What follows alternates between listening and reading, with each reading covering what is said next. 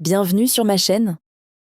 Dans cette nouvelle vidéo, nous allons explorer ensemble une étude comparative rigoureuse entre deux postures pédagogiques diamétralement opposées. Un sujet passionnant pour quiconque s'intéresse aux sciences de l'éducation et au développement de l'enseignement.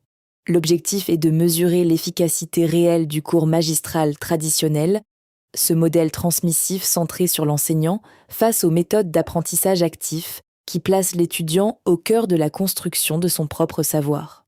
Pour cela, notre démarche s'appuie sur une mise en situation concrète avec deux groupes d'apprenants soumis au même contenu pédagogique. Nous analyserons leurs réactions ainsi que les théories de la motivation propres à chaque groupe. Enfin, nous validerons ces observations par des données scientifiques et statistiques rigoureuses avant de clore cette présentation par un quiz de vérification. Sans plus tarder, je vous laisse découvrir cette analyse approfondie. Bon visionnage et n'oubliez pas de me laisser vos avis en commentaire. Imaginez un peu le défi.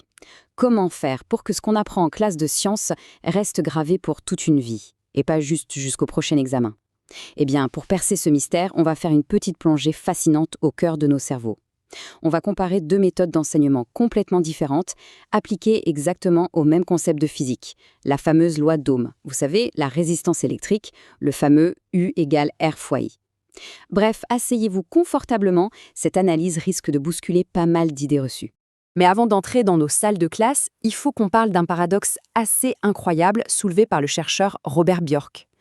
Écoutez bien, rendre les choses délibérément plus difficiles à court terme améliore en fait la rétention à long terme. Ça paraît totalement contre-intuitif, non? On a toujours cru que si c'était fluide et facile, c'était bon signe. Eh bien, gardez cette idée en tête parce qu'elle va tout changer pour la suite de notre explication. Pour que les choses soient claires, posons les bases. Qu'est-ce que l'apprentissage actif? Attention, il ne s'agit pas de faire courir les élèves partout dans la classe, pas du tout. Selon les chercheurs Meyers et Jones, c'est le fait de s'engager dans des tâches cognitives complexes. On parle, on débat, on écrit, on réfléchit. Le but ultime, créer un encodage robuste pour envoyer l'information directement dans la mémoire à long terme. Alors, scénario A, le fameux groupe magistral, ou l'approche traditionnelle qu'on a presque tous connue. Imaginez un peu la scène. On a une salle remplie d'étudiants, silencieux, assez passifs. Le prof est au tableau et écrit la formule mathématique brute U égale R fois I pendant une bonne heure. Zéro analogie concrète, zéro manipulation. Les élèves, ils essayent juste de gratter frénétiquement tout ce qui est dit. Le gros souci ici, c'est l'absence totale d'encodage élaboratif. Le cerveau ne crée absolument aucun lien avec le monde réel. Du coup, on arrive très vite à une saturation de la charge cognitive et le vrai sens physique de la résistance, il passe complètement à la trappe. Et la théorie de Bjork dont on parlait tout à l'heure explique parfaitement ce crash.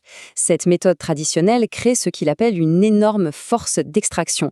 En gros, sur le moment, ça a l'air facile, répéter la formule semble logique, et ça donne une véritable illusion d'apprentissage. Mais la force de stockage, elle, reste désespérément vide. Dès que le cours est fini, l'information s'évapore complètement. Mais qu'est-ce qui se passe vraiment dans la tête des étudiants coincés dans ce genre de cours? Pour comprendre ça, les travaux de Deci et Ryan sont une vraie mine d'or. Leur théorie de l'autodétermination nous montre deux profils très clairs. Dans notre cours magistral classique, on carbure presque exclusivement à la motivation extrinsèque. On étudie pour avoir une bonne note ou pire par peur de rater son année. Le problème, c'est que la science est formelle. Cette pression externe, ça ne marche pas pour maintenir l'effort sur le long terme, surtout face à des concepts de physique bien costauds.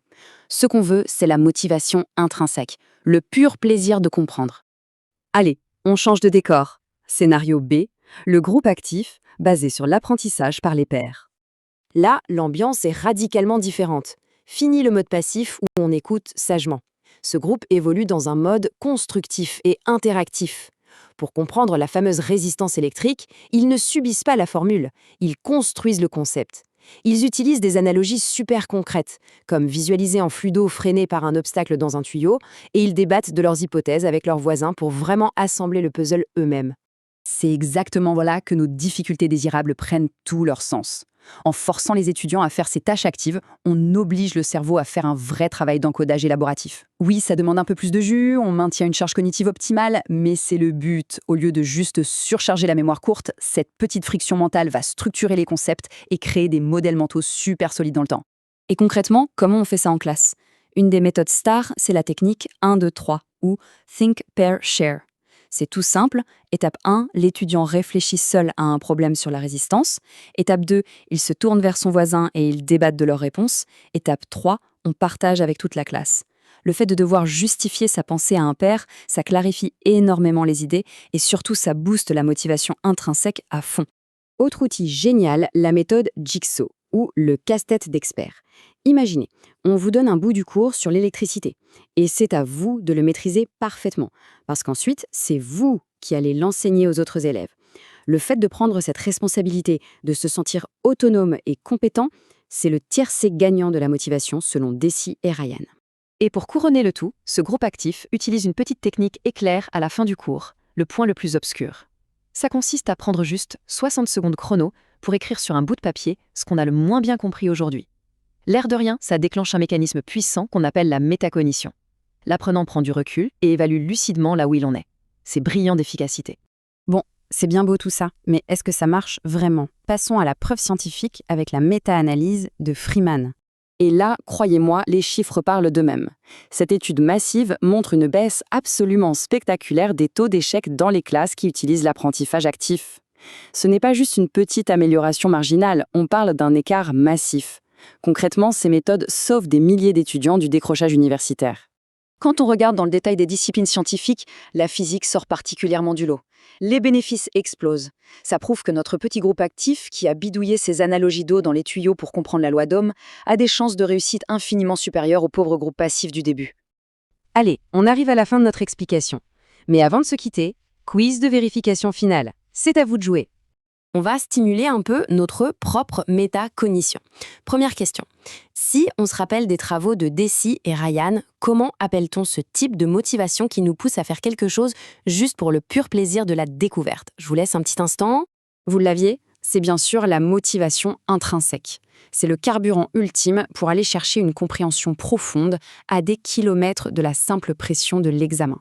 Deuxième question en lien avec ce fameux paradoxe du début. Quel est le terme exact, inventé par Robert Bjork, pour décrire ces petits obstacles qu'on glisse volontairement dans l'apprentissage pour qu'ils soient plus robustes sur le long terme? Et oui, ce sont les difficultés désirables. N'oubliez jamais que si écouter un cours magistral vous donne une impression de fluidité totale, c'est très souvent une illusion d'apprentissage. Le cerveau a besoin de transpirer un peu. Toute dernière question pour valider nos acquis. Quelle est cette technique, super rapide, où on demande aux élèves d'écrire en 1 minute chrono ce qui était le plus confus pour eux dans la leçon? C'est le fameux One Minute Paper, ou le point le plus obscur. Un outil incroyablement simple, mais surpuissant pour forcer le cerveau à déclencher la métacognition. Ce qui m'amène à une petite réflexion pour conclure. Quand on voit les chiffres irréfutables de Freeman, et quand on comprend enfin comment fonctionne l'encodage élaboratif et la motivation, est-ce que le petit confort silencieux d'un cours traditionnel vaut vraiment le coup de sacrifier la réussite des étudiants? Prendre le risque de basculer vers une pédagogie active, ça secoue un peu au début, c'est vrai, mais c'est indispensable. Alors prêt à changer les règles du jeu? Gardez bien tout ça en tête et merci de m'avoir suivi dans cette analyse.